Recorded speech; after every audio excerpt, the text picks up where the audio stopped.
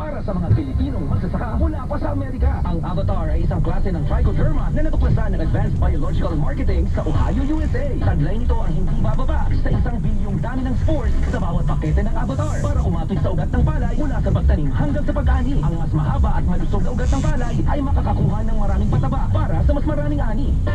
Kaibigang magsasaka, madali lamang gamitin ang Avatar upang lumago ang ating ani. Ang isang pakete ng 30 gramo ng Avatar ay sapat na para sa 1 hektaryang binhi ng palay. Bago isabog ang inyong pre-germinated seeds o pinatubong binhi, ay ihalo ang isang pakete ng Avatar sa 2 hanggang 3 litro ng malinis na tubig sa isang plastic sheet. Paunti-unting haluin ang Avatar solution sa pre-germinated seeds. Pagkatapos ay handa ng isabog ang binhi. Avatar Bio-Inoculant Fertilizer ay mula pa sa Advanced Biological Marketing sa Amerika. Exclusively distributed by Aldis Incorporated. 1 and 2, 1 and 2. Pag dalawa ang symptoms, it might be flu. 2 or 3, 2 or 3. 2 or more symptoms, anong sabi? Flu na, lagnat at sore throat mo, may coffee by flu.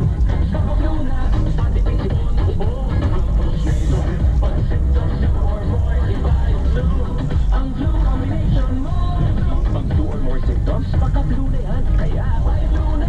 8 pesos SRP lang. Alagang Unilab yan. Phenylephrine HCl chlorphenamine maleate paracetamol is the generic name of BioFlu. If symptoms persist, consult your doctor. Maulan man, no worries, naamoy tulog ang damit.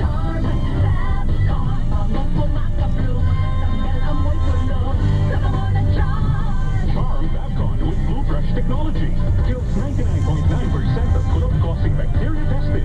May aroma-burst style thousands of flowers and berries. Ang sampay sa loob, naamoy kulob. Manufactured by ACS Manufacturing Corporation. ISO certified world-class quality. Walang balitang makakaligtas, walang balitang makakalampas. Saan magsulog ng kapulutan? ACS Balita! ACS Balita! Ang programang ito ay hatid sa inyo ng ACS Manufacturing Corporation. ISO certified. Maker ng world-class quality Pride detergent. 6:37 ng umaga. Patay ang isang security guard na pasahero habang sugatan naman ng 2 pulis matapos barilin ng isa pang pulis sa loob mismo ng bus sa Makilala, Cotabato. Batay sa report, sakay ng bus si Police Corporal Alfred Sabas na nakadestino sa Fatima Police Station sa General Santos City kasama ang kanyang live-in partner na magkaroon ng dalawa ng pagtatalo. Umawat sa away ng mag-asawa ang biktimang si Reynaldo Bigna Jr. ay isang sikyo sakay rin ng nasabing bus. Hindi na gustuhan ni Sabas ang pakikialam ni Bigno dahilan upang barilin ang biktima sa ulo. Naging alerto naman ang driver ng bus na sinasakyan ng suspect at biktima at inihinto ang sinasakyan sa checkpoint sa New Open Magsaysay, Davao del Sur upang humingi ng tulong. Dito ng bus, bumaba si Sabas kasamang partner at tumakas. Hinabol siya ng mga on-duty na police na sina Corporal Kemp Marit Ramos at Patrolman Rosel Lavtapia, ngunit sila rin ay binaril. Sinugod sa ospital ang 2 sugatan na polis habang nahuli rin si Sabas at kanyang live-in partner na nahaharap ngayon sa kaukulang kaso. ACS Balita! Diyan naman ho sa lalawigan ng Pampanga, may 18 kataong inaresto dahil sa paihi. Detalye mula kay Grace Arsano, Alex 25. Grace. Indian, malamang pakulungan magbabagong taon ng 12 individual na naaresto ng mga otoridad dahil sa umano'y pagnanakaw ng nasa 50,000 litro ng diesel na naghahalaga ng mahigit kumulang sa 2 milyon. Nangyari ito sa barangay San Antonio sa Guagua, Pampanga. Nito lamang nakalipas na araw. Ayon sa ulat, dakong alas 11:30 ng gabi ay personal na nagtungo sa Guagua Police Station. Itong si Hiro Lakap, area manager ng ENC Fuel Trading, upang ipagbigay alam ang tanker na ng kanilang kumpanya na may plate number KAO 2870 at minamaneho na umano'y isang Luciano Romasata. Kasalukuyan pa rin pinaghahanap ay natagpo ang inabandona at walang laman na sa kahabaan ng Jasa Road sa Barangay San Antonio, Guagua, Pampanga.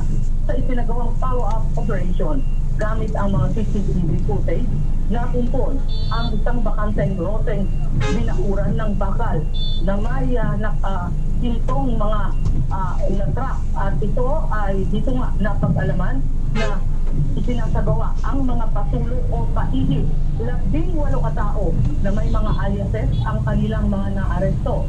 Samantala, 5 pang tanker truck na may kargang diesel na hindi matukod ang dami at laman nito. Dahil hindi na isang multicab na may plate number at may kargang nasa 24 na lalagyan ng mga gasolina ang nakumpiska rin. Nagbigay ng babala ang Regional Director ng PNP sa Central Luzon na si Brigadier General Federico Maranan ay hindi rin nila palalampasin ang mga ganitong uri. Bagamat sa mga nakalipas pang taon ay may mga ganitong report na nakakarating sa kanilang tanggapan, ngayon ay naniniwala ang pamunuan ng PNP dito sa Region 3 na unti-unti na itong pinasubuwag. Yan ang ating update. Ito si RH25 Greg Vera Samsano. Una sa Pilipinas, una sa Pilipino. ACS Balita. 6:40 ng umaga. Balitang makatotohanan, balitang maaasahan. ACS Balita. Ang programang ito ay hatid sa inyo ng ACS Manufacturing Corporation, ISO Certified, maker ng world-class quality Pride detergent. Number 1. Si Mommy at si Washing Machine. Relief sa Pride Washing Machine Detergent. Hello, Washi! Hello, Mommy! Laundry day na naman. Ready ka na sa manchas, chocolate, putik, libag? Kanya yan ang Pride Washing Machine Detergent. May triple stay-away formula. Ang garang makapit, malikit, at malupit na dumit mancha. Easy ang labada. Mula noon hanggang ngayon. All you need is pride. All you need is pride. Pride Detergent, manufactured by ACS Manufacturing Corporation. ISO certified, world-class quality. Kung gagayain ko siya, gagayain ko na ang galing niya. Pero hindi balbag. Pamuno kang matanda ko doon, ayaw magbalda.